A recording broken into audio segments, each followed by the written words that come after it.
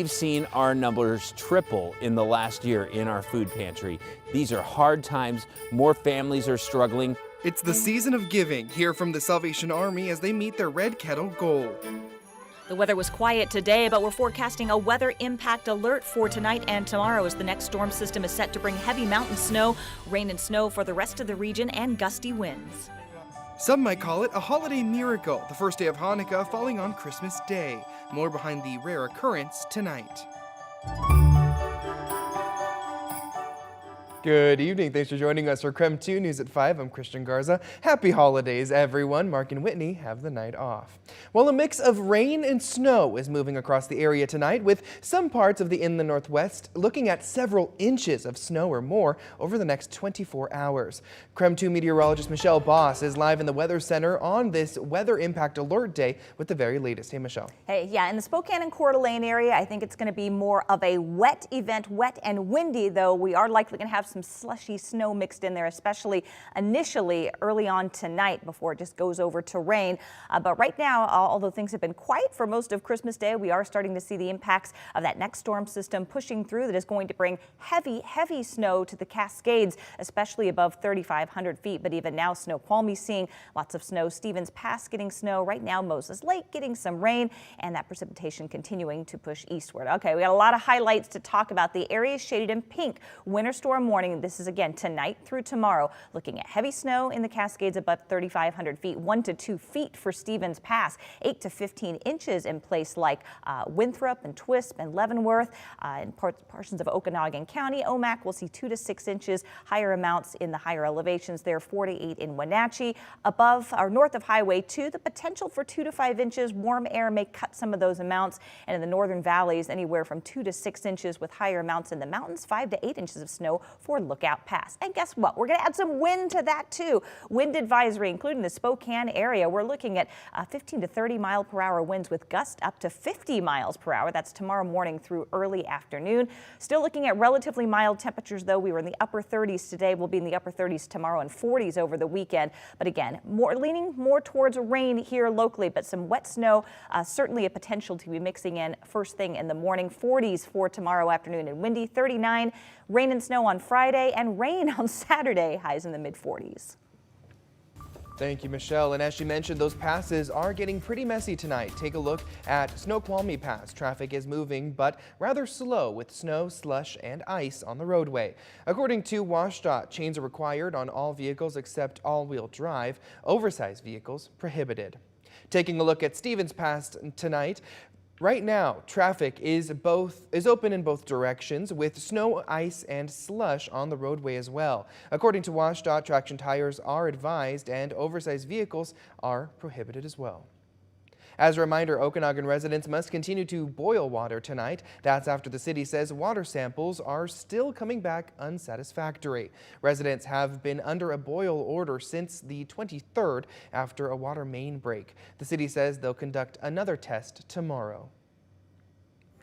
The Salvation Army here in Spokane is thankful for community support this holiday season, but a drop in donations and high demand from local families is stretching their food pantries thin. KREM 2's Connor McAvoy reports tonight.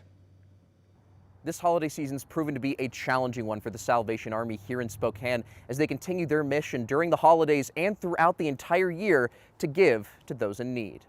They've served the Spokane community for more than 100 years, but this year's proven difficult. More people are reaching out and saying, I've never sought assistance from the Salvation Army before. How does this work? The organization's food pantry served 3,600 people in November alone. That was 1,000 more that month than previous years. We've seen our numbers triple in the last year. This created what Captain David Kane says was a severe food shortage approaching the holiday season, seeing shortages of canned foods and mixes. These are hard times. More families are struggling. Despite food shortages, Captain Kane says the organization reached their goal of more than $350,000 in their Red Kettle Fund by Christmas, as they were nearly $60,000 short on December 20th. These funds help to provide gifts, food, and shelter to vulnerable local families at Christmas and throughout the new year. The community has really stepped up. Stepping up, as Captain Kane says, the Spokane Salvation Army serves on average 150 people daily, and Christmas time especially can be the most challenging for many. On Christmas Day, Captain Kane is thankful for the work the organization brings, hoping to reach even more who need help in the new year. The Salvation Army is grateful for the community circling around us so that we can do this important work all year long. Connor McAvoy, KREM 2 News. Speaking of the holidays, city offices are closing around the inland northwest and will be back open tomorrow. For Spokane, city offices are back open tomorrow morning. Spokane 311 will also be available. Waste services will be a day late following the Christmas and New Year's Day holidays. In Post Falls, City Hall and city business offices will reopen tomorrow. They are also closed on New Year's Day. Trash pickup will fall one day late after Christmas Day and New Year's Day. It will return to normal schedule on the following Monday. In Coeur d'Alene, City Hall is also going to be reopening tomorrow. Garbage pickup will be one day late following both Christmas and New Year's. For more closures and information, just head to our website at krem.com.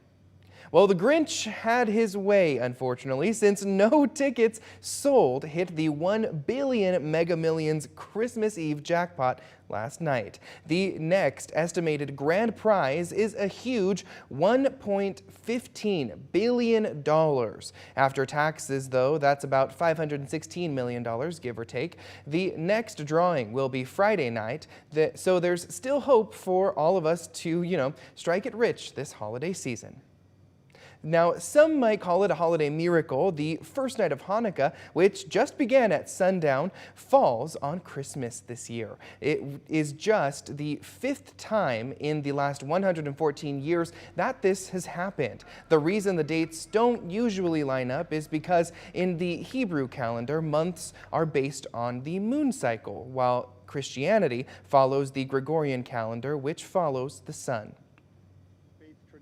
I just think it's really important to give each one its due, not to sort of blend them together as in the term Chrismica, because I think that does harm to the uniqueness of each. But the proximity can actually lead all of us to understand more, to appreciate more about those who make up different faiths.